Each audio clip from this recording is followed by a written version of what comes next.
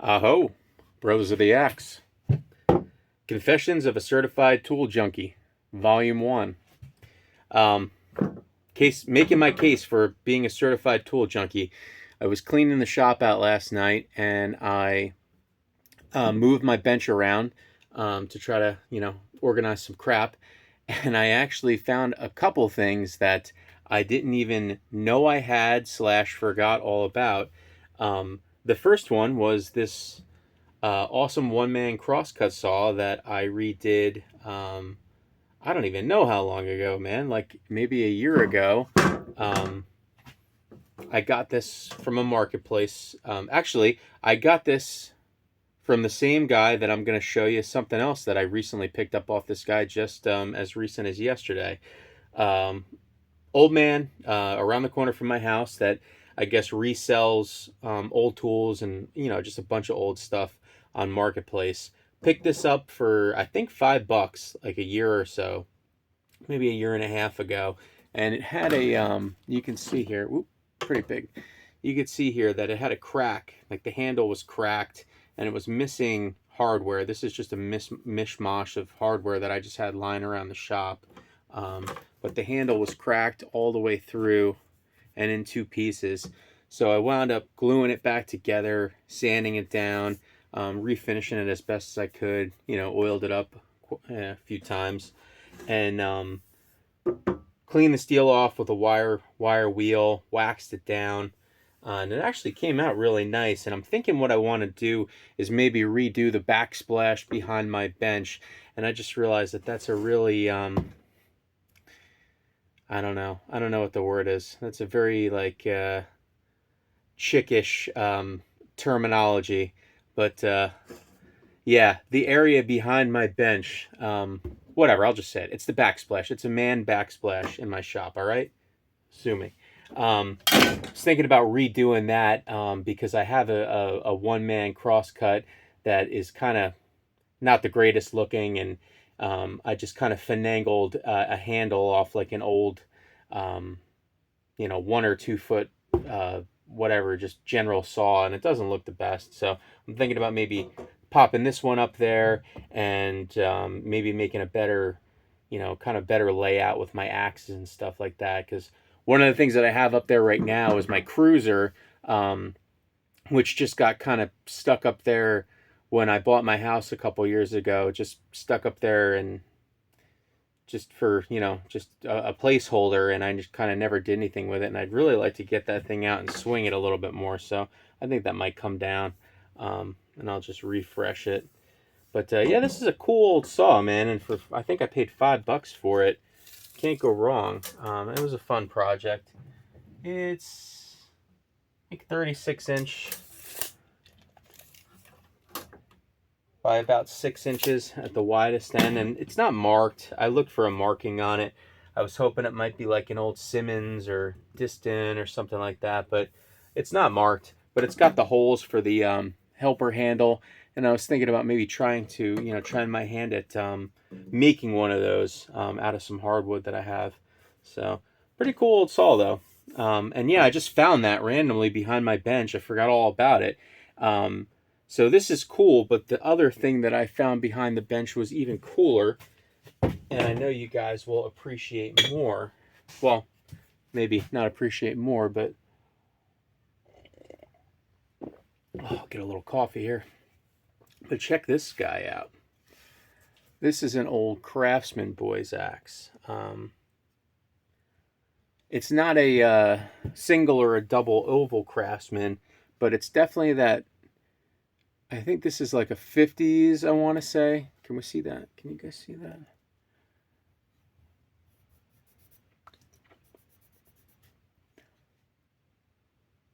Yeah, I've dated that. I have a couple. I have a couple double bits with that stamping on it, and from what I recall, I believe these date back to the 50s. So nice old vintage Craftsman head. Decent high center line on it. And what's really cool about it is it, I believe, has the original handle still in it, which is this whole axe is in very good shape, aside from just minor mushrooming and the stamp is stamped far enough down on the head to where I can attack this with a file, no problem, clean that right up. But the bit's in pretty good shape. It's slightly towed, but the handle is in phenomenal shape.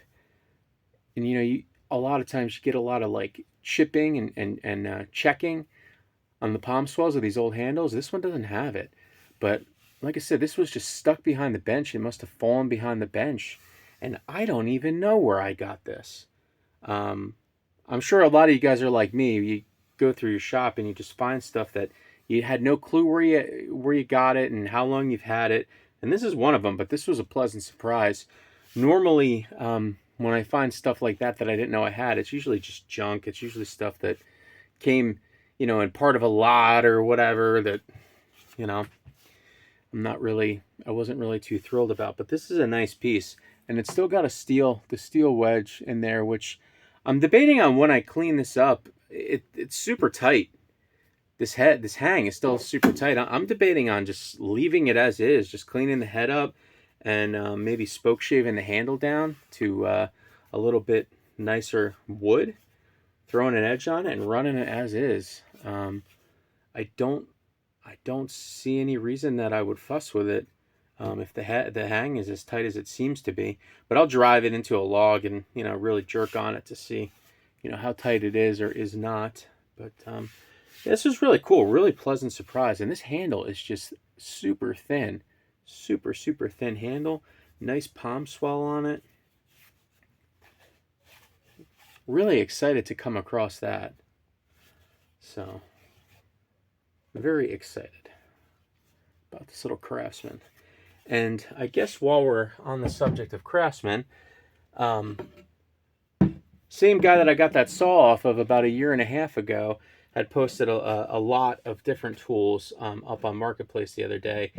I had some leather working stuff that I was thinking about grabbing, but he had like 6 or 8 different sharpening stones, and I've got, plenty of sharpening stones at this point, but this one caught my eye. I had not ever really seen a stone like this before, and especially one that has a handle. And the handle is nice. It just screws right off too, so probably hit that with spoke shave or something like that to smooth out this old paint that's on here.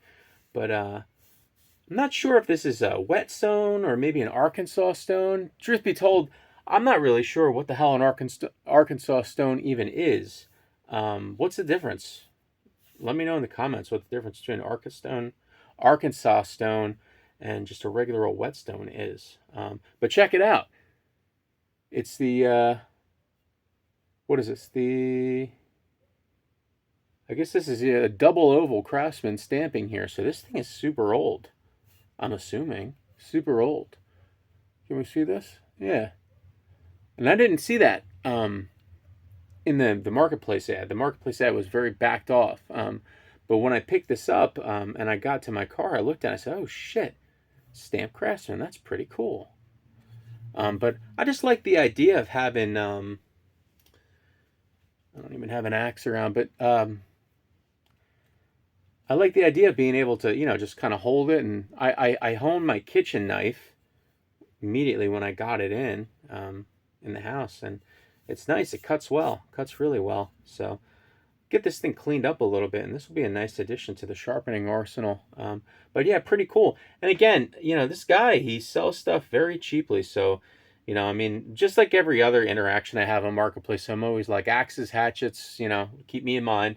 And this guy was no different. But everything he always sells is like, $3 or $5, whatever. He, doesn't generally bend you over a barrel on the price. So was happy to get that guy.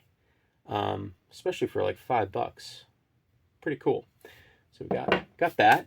A couple months ago, I forgot about this. A couple months ago, my Uncle Jeff hooked me up with a couple things he was cleaning out of his garage.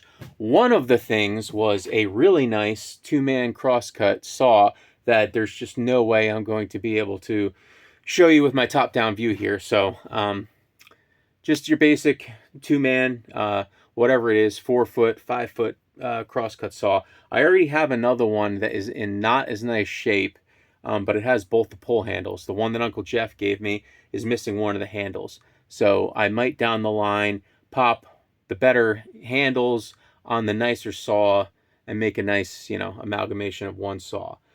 So he gave me one of those, and that's pretty sweet. The other thing he gave me, well, he gave me two other things actually. Really cool old USGI entrenching tool. And I'm not huge on like USGI history or anything like that, so I'm not exactly sure how to date this. I don't think this is World War II vintage. I'm thinking this might be like Korean or Vietnam, something like that. But yeah, pretty cool. Pretty cool. And a lot of the paint's still intact, which is kind of neat. But if any of you guys are USGI, like military, or what do they call that? The military memorabilia. There's a word for it. But yeah, if any of you guys are familiar with any of that and can help me date this, I'd appreciate it. But I'm thinking it's, I mean, just probably looking from the way it's manufactured, maybe Vietnam era, possibly Korean War era. But yeah, pretty cool. Pretty cool. And it, you know, still folds nicely. And this will be a nice addition to my my camping arsenal. I had a more modern version of one of these for many, many years. And it recently just I don't even remember how it failed. It failed somehow, though. I can't remember if it was the collar lock or one of the rivets broke off of it or something. But we were out there camping, and it kind of got screwed up. And I wound up just tossing it. I didn't bother taking it home to try to fix it. So yeah, got that guy, and then a really odd piece that I really don't know what the hell I'm going to do with, but an old double block and tackle here. So I really have no clue what I'm going to do with it, but again, this is Confessions of a Certified Tool Hoarder, so you know damn well I wasn't going to just leave this behind, especially not if somebody was going to give it to me. But yeah, I'm curious as to what he was using this for, because he lives in the suburbs with my parents, so, or where my parents, you know, live. So I don't think he was necessarily using this. So I'm just curious where the hell he got this from. But pretty cool, and it's wood and metal. There's some modern hardware up here, I'm assuming, that was added later. But pretty cool old block and tackle. And again, not sure what the hell I'm going to use it for, but you know, who knows? We'll figure it out. So yeah, that's all the acquisitions that I have at the moment. But the general consensus from the poll that I did and some of the comments that I got on my last video is you guys are interested in seeing that Ricksford, which is cool.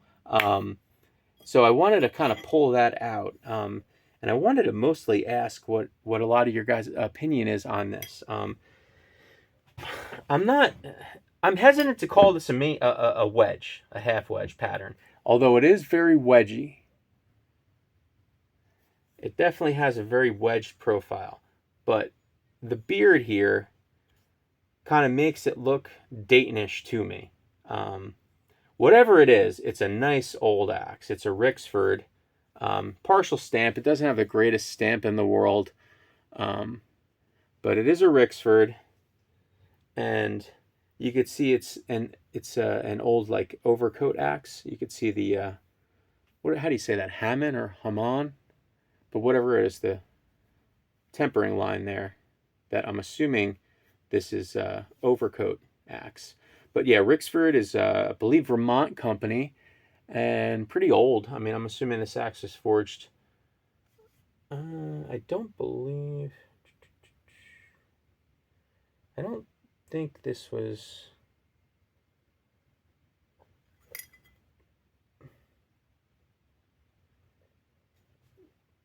I'm not sure. I can't see for shit, guys. So I'm not sure if that's a date stamp at all, but there is a weight stamp here, a 3-2 weight stamp, which is the weight stamp in the center of the axe like that. It's very indicative of like New England style axes, Maine axes. But yeah, I'm not sure what you would call this pattern, if it's a wedge or a Dayton, but definitely has a wedgy profile to it. But whatever it is, I dig it. It's a cool old head. I don't care what you call it. It's a cool old head, and it's good quality steel. The steel has a really nice ring to it. So I was thinking about maybe making a handle for this, but I've been saving. I have a bunch of old vintage handles, and I've been saving this guy. I don't remember. I must have pulled a jersey off of it. You could see the indentations of a lug here. So I'm not sure what jersey I pulled off this, but nice old handle. It's got a little bit of split out on the end. I'm not super concerned with that. I could smooth that over. But really nice, slim, straight, more importantly. It's not all wonky. But yeah, really nice profile on this guy. Just old school. And there's plenty of tongue up here to be able to seat this down. You can see I have more than enough tongue. And it's a nice tight fit too. So I'll be able to get a good tight fit on there. Doesn't fit super loose. Good old handle, nice, slim, thin. And I'm not sure where we're at. I think this handle is, I want to say 30 inches. Probably wrong. No, 30 inches on the nose. So when I seat this guy down on the shoulder where I would typically want to see it,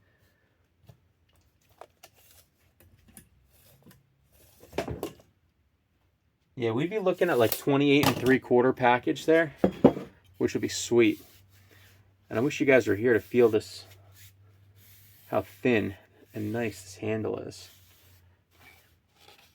I don't know, I kind of go back and forth with using these old vintage handles, you know, because part of me doesn't want to use it. Part of me wants to just keep it around because, you know, well, what if another nice head comes along, blah, blah, blah, blah, blah. But I don't know, man. I feel like you got to use them. And I'm not getting rid of this.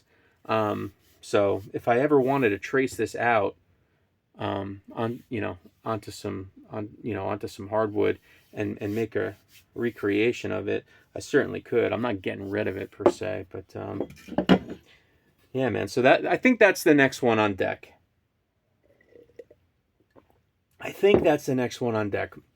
General consensus is the Ricksford. I think second place, some people were interested in seeing that Rockaway.